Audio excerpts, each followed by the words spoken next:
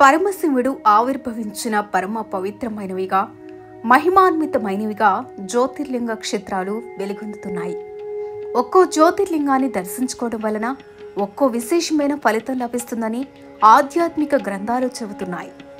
అలాంటి జ్యోతిర్లింగాలలో ఉజ్జయినిలో వెలసిన జ్యోతిర్లింగం ప్రత్యేకతను సంతరించుకొని కనిపిస్తుంది.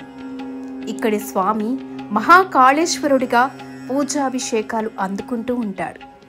పూర్వం శివభక్తుడైన ఓ బ్రాహ్మణుడిని ఒక రాక్షసుడు చంపడానికి ప్రయత్నించగా ఆ బ్రాహ్మణుడు పరమశివుడిని ప్రార్థించాడట.